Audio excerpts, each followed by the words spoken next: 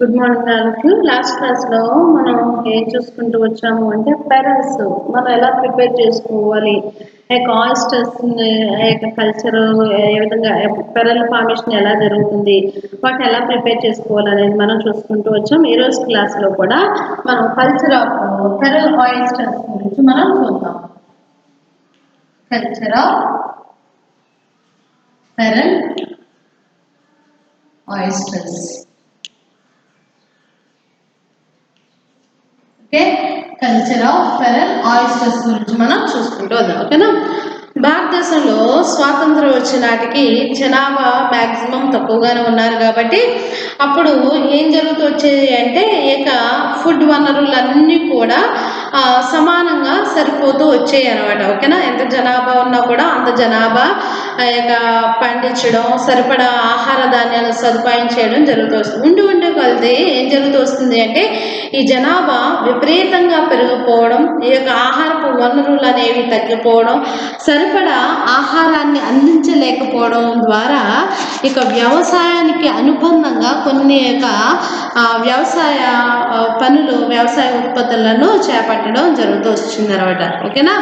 దానిలో భాగంగానే మనం ఏం చెప్పుకుంటూ ఉంటాము అంటే హరిత విప్లవము, లేకపోతే నీలి విప్లవం ద్వారా సముద్ర జీవుల పెంపకము, ఓకేనా, అండ్ వైట్ రెవల్యూషన్ ద్వారా పాల ఉత్పత్తుల పెంపకం, ఇవన్నీ కూడా వీటన్నిటి మీద ప్రజలకు ఒక అవగాహన కల్పించి సరిపడా ఆహారాన్ని సమకూర్చాలి. ఎంత జనం ఉన్నా కూడా అంత జనానికి కూడా ఒక పోషక విలువలు కలిగిన ఆహారాన్ని అందచేయాలి అనేది ప్రభుత్వము చేపట్టి వీటి మీద కొంత అవగాహన ప్రజల్లోకి తీసుకురావడం జరిగింది అనమాట. అప్పటి నుంచి కూడా వ్యవసాయానికి అనుబంధ వ్యవసాయాలుగా ఆక్వాకల్చర్ని, చేపల పెంపక విధానం కానీ, రొయ్యల పెంపక విధానం కానీ, అండ్ ఆయిస్టర్స్ కల్చర్ని కానీ చేపట్టడం కూడా జరుగుతూ వస్తుంది అనమాట. ఓకేనా. అయితే మొట్టమొదటిగా తీరాల వెంట, సముద్ర తీరాల వెంట ఆల్చిప్పల పెంపకం సంబంధించిన పరిజ్ఞానాన్ని ఏ సంస్థ వాళ్ళు అంటే central marine fisheries research institution వాళ్ళు ఏం చేశారంటమ్మా, ఆల్చిప్పలకి పెంపకానికి సంబంధించిన పరిజ్ఞానాన్ని వీళ్ళు అందించడం జరిగి అండ్ రైతులకి ఏం చేశారంటమ్మా కొంత ట్రైనింగ్ కూడా వాళ్ళు ఇవ్వడం జరిగింది అనమాట. ఓకేనా.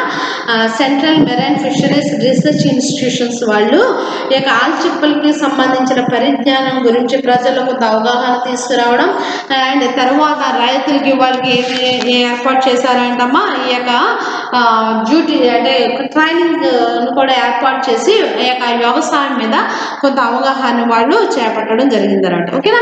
అయితే బాగా అభివృద్ధి దేశాలైన అమెరికా కానీ, జపాన్ కానీ, లేకపోతే ఫ్రాన్స్ కానీ, కొరియా దేశంలో మన దేశంలోకి వచ్చేసేటప్పటికి కేరళ, తమిళనాడు, ఆంధ్రప్రదేశ్, మహారాష్ట్ర, గుజరాత్ వాటిలో కూడా పెంపకాన్ని ఏం చేస్తున్నారంటమ్మా చేపట్టడం, ఆల్చిప్పల పెంపకాన్ని చేపట్టడం జరుగుతూ వస్తుంది అనమాట. ఓకేనా. అంటే అభివృద్ధి చెందిన దేశాలే కాకుండా మన దేశంలో కూడా కొన్ని రాష్ట్రాల వాళ్ళు అంటే ఈవెన్ మనం కూడా ఆంధ్రప్రదేశ్ అండ్ గుజరాత్, మహారాష్ట్ర, తమిళనాడు, కేరళ వాళ్ళు కూడా పెంపకాన్ని ఆయిస్టర్స్ కల్చర్ని చేపట్టడం జరుగుతూ వస్తుందంట. ఓకేనా. తీర ప్రాంతాల్లో 18 మీటర్ల లోతు గల జలభాగంలో 10 మిలియన్ హెక్టార్లలో ఆల్చిప్పలను కానీ, రొయ్యలు కానీ, లేకపోతే ముచ్చుపు చెప్పులను కానీ మనం ఏం చేయొచ్చు అంటే పెంచుకోవచ్చు అనమాట. ఓకేనా. అంటే సముద్ర తీర ప్రాంతంలో 18 మీటర్ల లోతు గల ప్రాంతము దేనికి అనుకువగా ఉంటుంది అంటే రొయ్యల పెంపకానికి అనుకువగా ఉంటుందంట, ఆల్చిప్పల పెంపకానికి అనుకువగా ఉంటుందంట, అండ్ ముచ్చుపు చెప్పుల పెంపకానికి కూడా అనుకువగా ఉంటుంది. కాబట్టి తీర ప్రాంతాల్లో మనం పెంపకాన్ని చేపట్టవచ్చు అన్నమాట. ఓకేనా. అయితే మనుషులు ఎక్కువగా మనం వేటిని ఆహారంగా తీసుకుంటూ ఉంటాము అంటే చేపల్ని, రొయ్యల్ని, లేకపోతే పీతలు కానీ, లాబ్స్టర్స్ కానీ, తర్వాత స్థానం మనం ఏ వర్గానికి ఇస్తాము అంటే మలస్కా వర్గానికి మనం ఇస్తూ ఉంటాం. ఫస్ట్ ప్రిఫరెన్స్ స్పైసెస్కి ఇస్తాము, తర్వాత ఫ్రాన్స్కి ఇస్తాము, తర్వాత క్రాబ్స్కి ఇస్తాము, పీతలకి ఇస్తాము, తర్వాత లాబ్స్టర్స్కి ఇస్తాము, తర్వాత స్థానం ఏ వర్గానికి సంబంధించిన జీవులకి ఇస్తాము అంటే మలస్కా వర్గానికి సంబంధించిన జీవులకి మనం ఇస్తూ ఉంటాం అన్నట్టు. ఓకేనా. అయితే పైలాస్ ఉంటాయి కదా, పైల యొక్క మాంసాన్ని కూడా మనం ఆహారంగా తీసుకుంటూ ఉంటారు. అంటే నత్త యొక్క మాంసాన్ని కూడా మనం ఆహారంగా తీసుకోవచ్చు. అది కూడా ఆరోగ్యానికి చాలా మంచి ఆహారం కాబట్టి ఈ యొక్క నత్త మాంసాన్ని కూడా మనం ఎలా ఉపయోగించుకోవచ్చు అంటమ్మా, ఆహారంగా తీసుకోవచ్చు అన్నమాట. ఓకే, అయితే ఈ యొక్క మలస్కా వర్గానికి సంబంధించిన ఎక్కువగా వేటిని కల్చర్ చేస్తూ ఉంటారంటే ఆల్చిప్పల్ని అండ్ క్లామ్స్ని, ముచ్చపు చెప్పల్ని ముఖ్యంగా కల్చర్ చేయడానికి ఉపయోగించేవారు. అంటే ఏవేవి అంటామా, ఆల్చిప్పలు, క్లామ్స్ అండ్ మూడోది ముచ్చపు చెప్పులు. అంటే ఇక మలస్కా వర్గానికి సంబంధించిన జీవుల్లో ఎక్కువగా ఈ యొక్క కల్చర్ చేయడానికి ఉపయోగించే జీవులు ఏంటి అంటే ఆల్చిప్పల్ని, క్లామ్స్ని అండ్ ముచ్చపు చెప్పుల్ని ఎక్కువగా ఉపయోగిస్తూ ఉంటారంట. ఓకేనా, వీటిలో ఏవి ఎక్కువ పోషక విలువలు కలిగి ఉంటాయి అంటే క్రాసోస్ట్రియా, పింకోడాటా, సాకోస్ట్రియా వంటి జీవులు. ఓకేనా, క్రాసోస్ట్రియా, పింకోడాటా ఏమేమి జీవులు అంటే క్రాసోస్ట్రియా,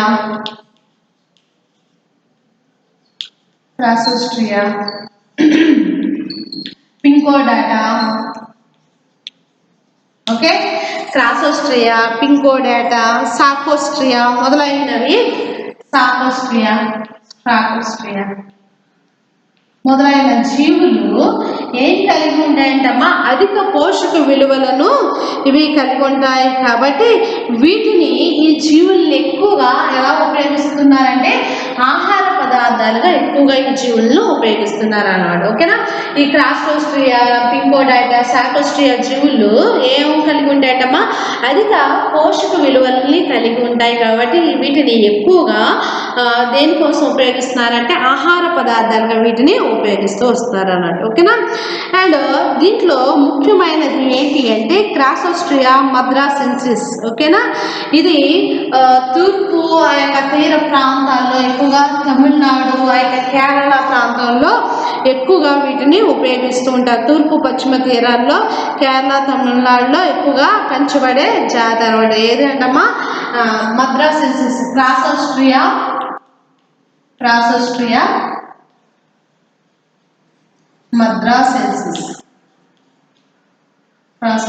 మద్రాసెన్సిస్. ఓకేనా, ఈ జాతిని ఎక్కువగా తమిళనాడు, కేరళ ప్రాంతాల్లో పెంచబడిన జాతిగా మనం చూస్తూ ఉంటాము. అండ్ రెండోది క్రాసోస్ట్రియా డిస్కాయిడిస్. ఇది క్రాసోస్ట్రియా డిస్కాయిడిస్, ఇది తీర జల ప్రాంతాల్లో పెంచబడే జాతిగా మనం చెప్పుకుంటూ ఉంటాం. అండ్ మూడోది గ్రిఫాయిడిస్, క్రాసోస్ట్రియా గ్రిఫాయిడిస్. ఇది మహారాష్ట్ర, ఇది మహారాష్ట్ర, ఆ యొక్క తమిళనాడు, ఆ యొక్క ప్రాంతాల్లో పెంచబడే జాతులుగా మనం చెప్పుకుంటూ ఉంటాం అన్నట్టు. ఓకేనా, అండ్ సముద్రపు నీటిలో సంభవించే ఈ జాతులన్నీ కూడా సముద్రపు నీటిలో సంభవించే ఆ యొక్క సెల్నిటీ వల్ల వచ్చే మార్పులు కానీ, లేకపోతే ఉష్ణోగ్రత వల్ల వచ్చే మార్పులు కానీ, అండ్ pH వల్ల వచ్చే మార్పులన్నిటిని కూడా తట్టుకొని జీవించగలిగిన జాతులు ఈ జాతులు, క్రాసోస్ట్రియా జాతులన్నీ కూడా. కాబట్టి ఎక్కువగా వీటినే ఎక్కువగా ఏం చేస్తూ వస్తున్నారంటమ్మా, కల్చర్ చేయడం అనేది మనం చూస్తూ వస్తున్నాము. నది ముఖ ద్వారాల దగ్గర కానీ, ఉప్పు నీటి కాయల్లో కానీ ఇవి ఒక 15 to 60 మీటర్ల వరకు కూడా ఈ జాతులన్నీ కూడా విస్తరించి ఉంటాయి అన్నమాట. ఈ యొక్క ఆల్చిప్పలు ఎక్కడంటమ్మా, నది ముఖ ద్వారాల దగ్గర, ఉప్పు నీటి కాయల దగ్గర అండ్ 15 నుంచి 16 మీటర్ల ఆ యొక్క లోతు వరకు కూడా ఈ యొక్క జాతులన్నీ కూడా విస్తరించి ఉంటాయి అన్నమాట. ఓకేనా, ఇవి ఆయా ప్రాంతాలు ఉండే రాళ్ళకు కానీ, కోయదుంగలకు కానీ, లేకపోతే పడవలకు కానీ, గోడలకు కానీ ఇతర ఆధారాలని అతుక్కుని ఈ యొక్క ఆయిస్టర్స్ అనేవి నివసిస్తూ ఉంటాయి అన్నమాట. ఓకేనా, అండ్ ఇవి ఏం చేస్తూ ఉంటాయంటే ఇక కుళ్ళుచున్న సేంద్రియ పదార్థాలు కానీ, శైవలాలు కానీ, డయాటమ్స్ కానీ ఇవి ఆహారంగా గ్రహిస్తూ ఉంటాయి అన్నమాట. ఓకే, ఇవి రాళ్ళకు కానీ, యొక్క పడవలు కానీ, గోడలకు కానీ, లేకపోతే కొయ్య దొంగలకు కానీ ఇవి ఆల్చెప్పులు మనం చూస్తూ ఉంటాం కదా, ఇక చెరువుల్లో ఆల్చెప్పులు కూడా ఇక చిన్న చిన్న రాళ్ళు కానీ ఏమన్నా కొయ్యదుంగులు ఏమైనా ఉంటే వాటికి కానీ అతుక్కుని ఎక్కువగా నివసిస్తూ ఉంటాయి అనమాట. ఎక్కువగా ఇక కుళ్ళిపోతున్న ఇక సేంద్రియ పదార్థాలు కానీ డయాటమ్స్ కానీ శైవలాలు కానీ ఇవి ఏం చేస్తూ ఉంటాయంటే ఆహారంగా తీసుకుంటూ నివసిస్తూ ఉంటాయి అన్నమాట. ఓకేనా. ఇక ఆస్ట్రిచ్ పెంపకానికి మన అవలంబించే పద్ధతులు ఏంటి, ఏ పద్ధతుల ద్వారా ఇక ఆల్చెప్పులను మనం నీటిలో సముద్ర తీర ప్రాంతాల్లో మనం పెంచుకోవచ్చు అంటే కొన్ని రకాల పద్ధతుల ద్వారా మనం వీటిని పెంచుకోవచ్చు అన్నమాట. ఒకటి మనం చూసినట్లయితే అటక సాగు విధానము అంటారు. అటక సాగు విధానము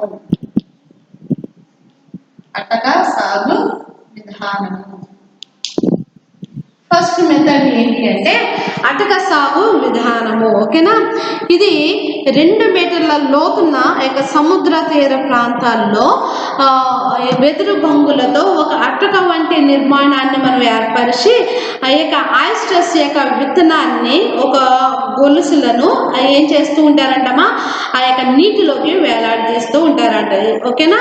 ఇవి తగిన పరిమాణానికి పెరిగిన తర్వాత వాటిని ఏం చేసుకోవచ్చు అంటమ్మా సేకరించుకోవచ్చు అన్నమాట. ఓకేనా. ఇది ఒక 4 వెదురు బొంగుల సహాయంతో ఒక అటక వంటి నిర్మాణంగా మనం ఒక 2 మీటర్ల లోతు ఉన్న నీటిలో ఏర్పాటు చేసుకుని ఆయిస్టర్స్ విత్తనాన్ని ఒక గొలుసు రూపంలో ఆ అటక పై నుంచి ఎక్కడికి వేలాడదీస్తూ ఉంటారంటమ్మా నీటిలోకి వేలాడదీస్తూ ఉంటారు అన్నమాట. ఓకేనా. అలా వేలాడదీస్తున్న తర్వాత అది కొన్ని రోజులైన తర్వాత ఈ తగిన పరిమాణానికి వచ్చిన తర్వాత వాటిని ఏం చేస్తూ ఉంటారంటమ్మా సేకరించుకుంటూ ఉంటారన్నమాట. ఈ విధానాన్ని మనం ఏమని పిలుస్తూ ఉంటామంటే అటక సాగు విధానం అని మనం పిలుస్తూ ఉంటాం. హ్యాఫ్ మెథడ్ అని కూడా మనం పిలుస్తూ ఉంటాం. ఓకేనా. రెండోది ర్యాక్ మెథడ్ అంట, సొరుగు పద్ధతి విధానము. సొరుగులాగా తయారు చేసుకుని సొరుగు పద్ధతి విధానము. ఓకేనా. సొరుగు పద్ధతి రూపంలో కూడా మనం ఆయిస్టర్స్ ని పెంచుకోవచ్చు అంట. ఇది తీర ప్రాంతంలో 1.5 మీటర్ల లోతు గల ప్రాంతంలో కొయ్య దుంగలతో ఏర్పరిచిన ఒక ప్లాట్ఫామ్ పై విత్తనాలు ఉన్న ట్రేలను మనం సిద్ధపరిచి ఏం చేస్తూ ఉంటారంటమ్మా ఒక సొరుగు మాదిరిగా వాటిని అరేంజ్ చేస్తూ ఉంటారన్నమాట. అంటే 1.5 మీటర్ల లోతు గల దాంట్లో కొయ్య దుంగలతోటనే ఒక ట్రే లాగా మనం ఏర్పాటు చేసుకుని సొరుగులు దాంట్లో మనం ఏర్పాటు చేసుకుని ఆ సొరుగు లోపల ఆయిస్టర్స్ విత్తనాన్ని పెంచబడే విధానాన్ని మనం ఏమని పిలుస్తూ ఉంటామంటే సొరుగు పద్ధతి అంటాం. ఈ పద్ధతిలో ఒక సంవత్సర కాలంలో ఆయిస్టర్స్ ఎంత బరువు పెరుగుతూ ఉంటాయంటమ్మా 80 to 100 grams వెయిట్ ని చూపిస్తూ ఉంటాయంట. ఓకేనా. 80 నుంచి 100 గ్రాముల బరువుతో అండ్ 80 to 90 మిల్లీమీటర్ల పరిమాణానికి పెరుగుతూ ఉంటాయంట. 80 to 90 మిల్లీమీటర్ల సైజు ఇవి పెరుగుతాయి. అంటే సొరుగు పద్ధతి ద్వారా ఆయిస్టర్స్ ఒక సంవత్సరం కాలంలో ఎంత బరువు పెరుగుతాయంటమ్మా 80 నుంచి 100 గ్రాముల బరువును పెరుగుతూ ఉంటాయంట. 80 నుంచి 90 మిల్లీమీటర్ల పరిమాణ సైజు కూడా ఇవి పెరగలుగుతూ ఉంటాయంట. ఓకేనా. బాగా పెరిగిన ఆయిస్టర్స్ లో మాంసము ఏ కలర్ లో ఉంటుందంటే క్రీమ్ కలర్ లో ఉంటుంది. ఓకేనా. 100 నుంచి 120 ఆయిస్టర్స్ ల నుంచి ఎంత మాంసము దిగుబడి అవుతుంది అంటే 1 kg మీట్ అనేది దిగుబడి అవుతుంది. అంటే 100 నుంచి 120 అలా ఆయిస్టర్స్ ల నుంచి మనకి ఎంత మాంసం లభిస్తుంది అంటమా 1 kg మాంసం అనేది మనకి లభిస్తూ ఉంటుంది. ఓకేనా. కాబట్టి ఈ సొరుగు పద్ధతి ద్వారా కూడా మనం ఆయిస్టర్స్ ని పెంపక విధానాన్ని మనం చేపట్టవచ్చు. ఇది ఒక సంవత్సర కాలంలోనే మాక్సిమం ఇవి పెరుగుదలని చూపిస్తూ ఉంటాయి. కాబట్టి 100 నుంచి 120 ఆల్చెప్పులతోటి మనం ఎంత మాంసాన్ని సేకరించుకోవచ్చు అంటే 1 kg మాంసాన్ని మనం వాటిని సేకరించుకోవచ్చు అన్నమాట. ఓకేనా. ఇది సెకండ్ మెథడ్ గా మనం చెప్పుకుంటూ ఉంటాము. అండ్ మూడోది మనం చూసినట్లయితే ఆల్చెప్పుల వనరులు మనం చూసినట్లయితే ఓకేనా. వనరుల్లో ఎక్కువగా ఎక్కడ దొరుకుతూ ఉంటాయి అంటే నదీ ముఖ ద్వారాల దగ్గర ఆల్చెప్పుల వనరులు. ఓకే. సముద్ర తీర ప్రాంతాల్లోనూ, నది ముఖ ద్వారాల దగ్గర, లేకపోతే పగుళ్ళలోనూ, ఆ యొక్క తీర ప్రాంతాల్లోనూ, ఆ యొక్క ఉప్పు నీటి కయ్యల్లో ఎక్కువగా ఆ యొక్క కొయ్యదుంగలకు కానీ, పడవలకు కానీ, ఆ యొక్క గోడలకు కానీ, రాళ్ళకు కానీ ఇవేం చేస్తూ ఉంటాయంటమ్మా, అతుక్కుని నివసిస్తూ ఉంటాయన్నమాట. ఓకేనా? అటువంటి ఆ యొక్క ప్రాంతాల్లో ఎక్కడెక్కడమ్మా, నది ముఖ ద్వారాల దగ్గర కానీ, ఉప్పు నీటి కయ్యలకు కానీ, సముద్ర తీర పగుళ్ళ దగ్గర కానీ, ఆ యొక్క పడవలకు కానీ, ఆ యొక్క కొయ్యదుంగలు కానీ, రాళ్ళకు కానీ అతుక్కుని ఇవి నివసిస్తూ ఉంటాయి. కాబట్టి అటువంటి ప్రాంతాల నుంచి వీటిని మనం సేకరించుకుని మన యొక్క పద్ధతిలో వాటిని మనం ఏం చేయొచ్చు అంటమ్మా, పెంచుకోవడం అనేది మనం చూడొచ్చు అన్నమాట. ఓకేనా? అండ్ వనరులు లభించిన తర్వాత జీవావరణ పరిస్థితులు కూడా మనం చూసినట్లయితే వీటి యొక్క జీవావరణ పరిస్థితులు,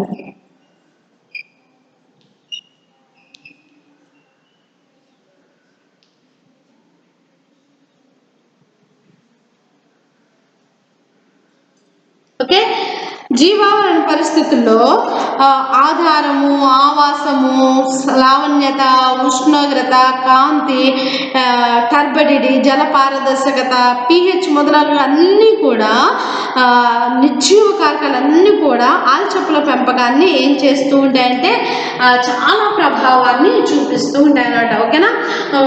ఆల్చిప్పల యొక్క ఆధారం ఎటువంటి ప్రదేశంలో ఉంటుంది, వాటి యొక్క ఆధారం ఎలా ఉంటుంది, ఆ నీరు యొక్క లావణ్యత ఎలా ఉంది, నీరు యొక్క pH, నీరు యొక్క ఉష్ణోగ్రత, నీరు యొక్క కాంతి, నీరు యొక్క జలపారదర్శకత అండ్ pH, హైడ్రోజన్ గాఢత, ఇవన్నీ కూడా దేనికి ప్రభావాన్ని చూపుతూ ఉంటాయంటే ఆల్చిప్పల పెరుగుదలకి వాటి యొక్క ప్రభావాన్ని చూపుతూ ఉంటాయి. కాబట్టి ఆ యొక్క పెంపక విధానంలో ఈ యొక్క జీవావరణ పరిస్థితులన్నీ కూడా సమానమైన రీతిలో ఈ యొక్క జీవావరణ పరిస్థితులు ఉండేటట్లు మనం జాగ్రత్త పడుతూ ఉండాలన్నాడు. ఓకేనా?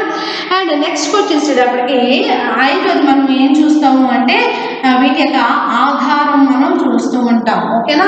ఆల్చిప్పల యొక్క ఆధారం. ఓకేనా? ఎక్కువగా రాతి ఆధారంలో కానీ, పాక్షికంగా దృఢంగా కలిగిన ఆ యొక్క మడ్డి షోస్లో కానీ ఈ యొక్క ఆల్చిప్పలు ఎక్కువగా పెరుగుతూ ఉంటాయి. కాబట్టి అంటే మరీ ఎక్కువగా మట్టి కానీ రాతి ప్రదేశంలోనే, ఎందుకంటే ఆ రాళ్ళు కత్తుకుని నివసిస్తూ ఉంటాయి కదా, అటువంటి ప్రదేశంలోనే ఇక ఆల్చిప్పలు అనేవి అధికంగా పెరుగుదలని చూపుతూ ఉంటాయి అన్నమాట. ఓకేనా? అండ్ 6th పాయింట్ మనం ఏం డిస్కస్ చేస్తాము అంటే జల కదలికలు. ఓకేనా?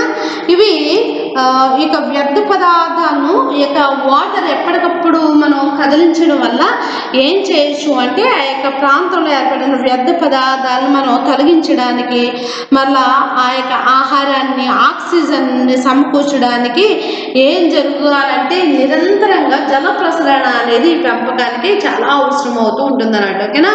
ఈ ప్రసరణ విధానం ద్వారా జలం అనేది, నీరు అనేది ఎల్లప్పుడూ కదులుతూ ఉంటుంది. కాబట్టి ఆ కదలిక ద్వారా ఇక నీటి దగ్గర ఏర్పడిన వ్యర్థ పదార్థాలు అండ్ బయటకు తొలగించబడుతూ ఉంటాయి.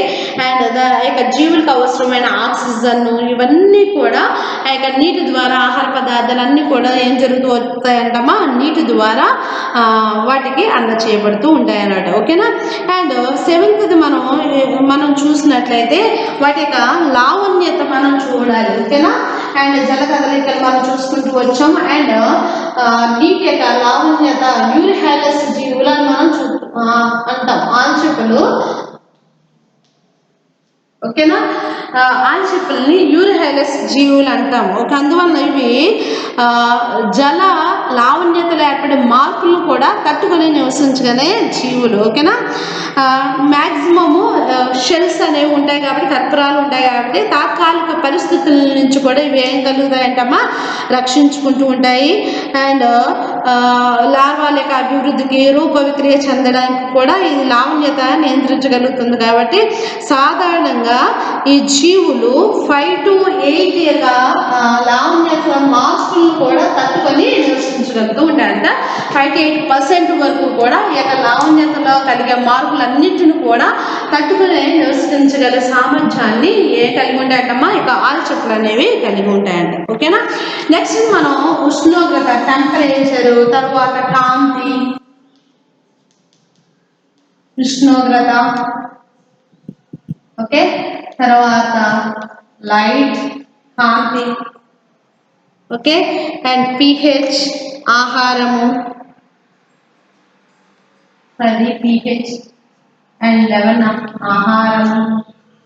ఆహారము అండ్ 12 జీవుల కదలికలు, జీవుల పెరుగుదల, రీప్రొడక్షన్, జీవుల పెరుగుదల అండ్ 13 ప్రత్యుత్పత్తి, రీప్రొడక్షన్. ఓకే, అండ్ లా ఉన్నది మనం చూసుకుంటూ వచ్చాం. టెంపరేచర్ ఏంటి అంటే అధిక జల ఉష్ణోగ్రత వద్ద ఏమి ఉంటుంది అంటే జీవుల పెరుగుదల అనేది చాలా వేగంగా ఉంటుంది. కాబట్టి ఈ జీవులు 28 to 32 డిగ్రీ సెంటిగ్రేడ్ వద్ద చాలా 28 to 32 డిగ్రీ సెంటిగ్రేడ్ వద్ద బాగా జీవనాన్ని ఇవి గడుపుకోగలవు. కాబట్టి అధిక ఉష్ణోగ్రత వద్ద ఏం జరుగుతూ ఉంటాయంటమ్మా, జీవుల పెరుగుదల అధికంగా ఉంటుంది. కాబట్టి ఉష్ణోగ్రత కూడా సరి సమానంగా ఉండేటట్లు మనం చూసుకుంటూ ఉండాలి. ఓకే, అండ్ తక్కువ కాంతి, నెక్స్ట్ లైట్ మనం చూసినట్లయితే ఎక్కువ ఈ ఆల్చిప్పలు తక్కువ కాంతి గల ప్రదేశాలని ఇవి ఎంపిక చేసుకుంటూ ఉంటాయి అన్నమాట.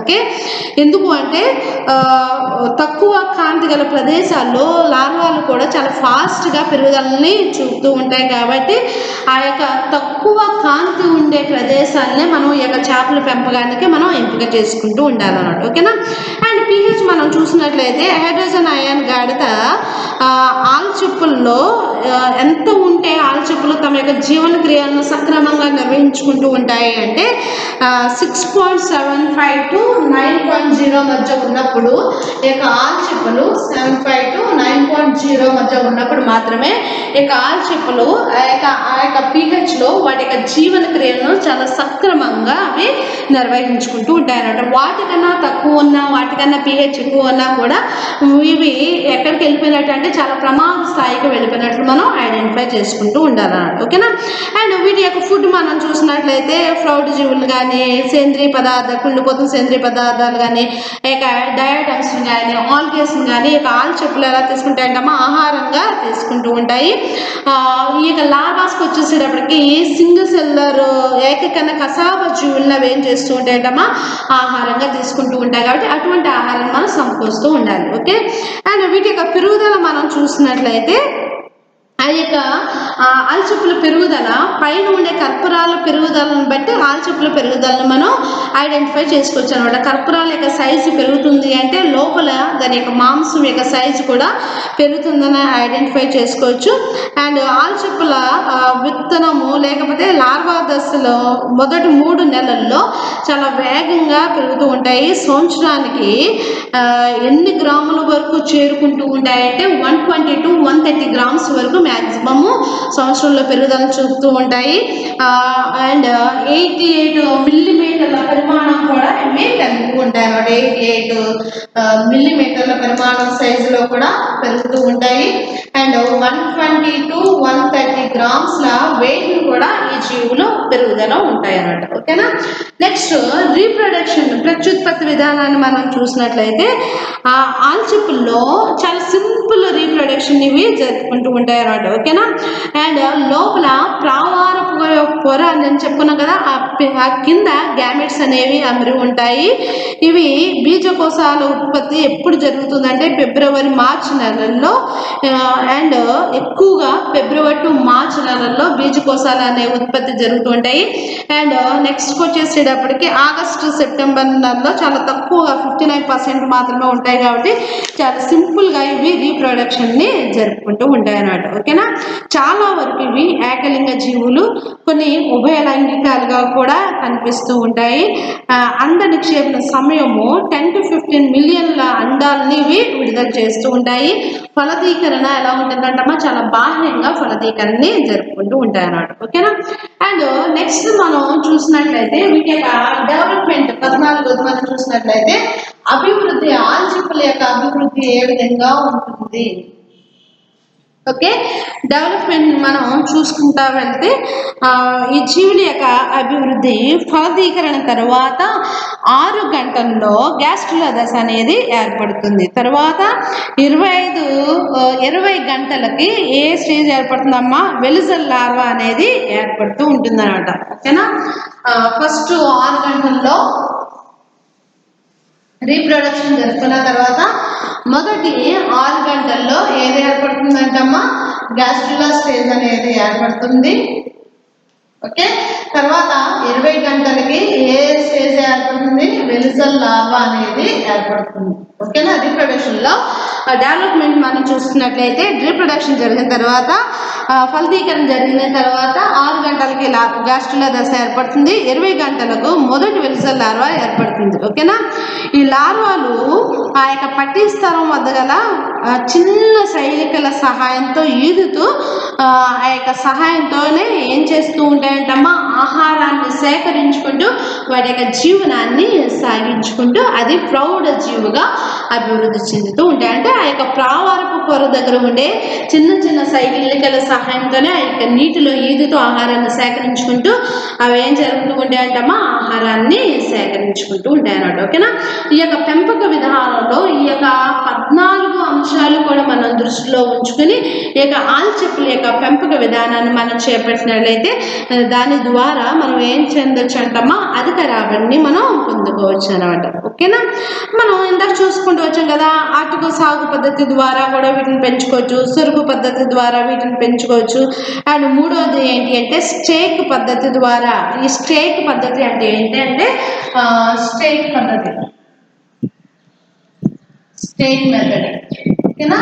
అటక సాగు విధానము అండ్ సొరుగు పద్ధతి. మూడోది స్టేక్ పద్ధతి అంటే తీర ప్రాంతంలో కొయ్య దుంగలను నాటి వాటి మీదకి విత్తనమును చేర్చి వాటిని అభివృద్ధి పరిచే పద్ధతిని మనం స్టేక్ పద్ధతి అంటాం. అంటే ఇక సముద్ర తీర ప్రాంతంలో ఇక నీటిలో పెద్ద పెద్ద కొయ్య దుంగల్ని మనం నాటుకుని దాని మీద మనం ఆయిస్టర్స్ని విత్తనాన్ని వేసి పెంచే విధానాన్ని మనం ఏమని పిలుస్తూ ఉంటామంటే స్టేక్ పద్ధతి. ఈ పద్ధతి ద్వారా ఆయిస్టర్స్ని మనం కల్చర్ చేసుకోవచ్చు. ఓకేనా.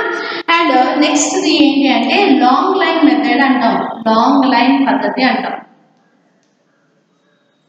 లాంగ్ లైన్ పద్ధతి.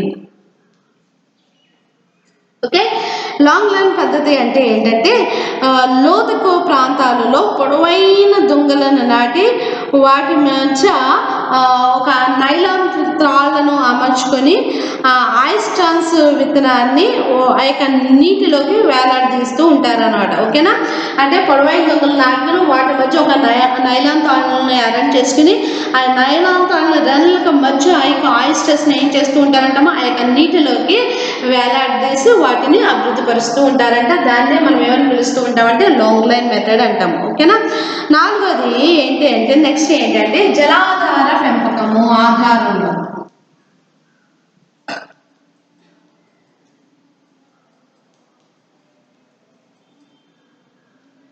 Okay. Next method, next process ఏంటి అంటే జలాధార పెంపకము. ఓకేనా. లోతు తక్కువ ప్రాంతంలో జలాధారంలో యొక్క ఆయిస్టర్స్ విత్తనాన్ని పెట్టి ప్రోత్సహించే పద్ధతిని జలాధార పద్ధతి అంటాము.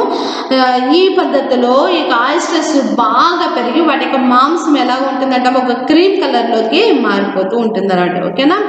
అండ్ సీ మజిల్, మైటల్లస్ అండ్ ఈ అన్ని పద్ధతులను ఉపయోగించి అంటే అటుక సాగు విధానం ద్వారా లేకపోతే సురుగు మెథడ్ ద్వారా, స్టేక్ పద్ధతి ద్వారా, లాంగ్ లైన్ పద్ధతి ద్వారా, జలాధార పెంపకం ద్వారా ఎన్ని వాతావరణ పరిస్థితులను, జీవావరణ పరిస్థితులు అన్నిటిని కూడా వాటికి ఏర్పాటు చేసి ఇక పెంచబడే విధానాన్ని మనం ఏమంటామంటే ఆయిస్టర్స్ కల్చర్గా మనం చెప్పుకుంటూ ఉంటాం అన్నమాట. ఓకేనా. దీని ద్వారా ఏం జరుగుతుంది అంటే కనీసం ఒక 100 నుంచి 120 ఆల్చిప్పల నుంచి ఒక సంవత్సరంలో ఎంత మాంసమో మనకు ఉత్పత్తి అవుతుంది అంటే 1 కేజీ మాంసం అనేది ఉత్పత్తి అవుతుంది.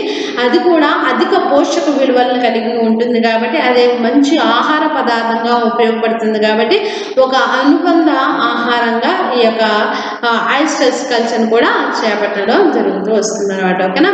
అండ్ టెంపరేచర్స్ ఉండాలి, పిహెచ్, సెలినిటీ అండ్ టర్బిడిటీ, జల కదలికలు. ఓకేనా. అండ్ వాటితో పాటు వాటికి ఇచ్చే ఆహారము, వాటి రీప్రొడక్షన్ ఏ విధంగా జరుపుకుంటాయి, ఇవన్నీ కూడా మనం దృష్టిలో పెట్టుకుని ఆ యొక్క తీర ప్రాంతాల్లోనే మనం ఏం చేయొచ్చు అంటే ఈ యొక్క ఆల్చిప్పల్ని మనం కల్చర్ చేసుకోవచ్చు అనమాట. ఓకేనా? ఈ విధంగా దీన్నే మనం ఏమంటామంటే కల్చర్ ఆఫ్ పెరల్ ఆయిస్టర్స్, ముచ్చొప్పు చెప్పల పెంపక విధానం లేకపోతే ఆయిస్టర్స్ యొక్క పెంపక విధానాన్ని మనం చూసుకుంటూ వచ్చాం. రేపటి క్లాస్లో రేపటి టాపిక్ మనం డిస్కస్ చేద్దాం. Okay, thank you.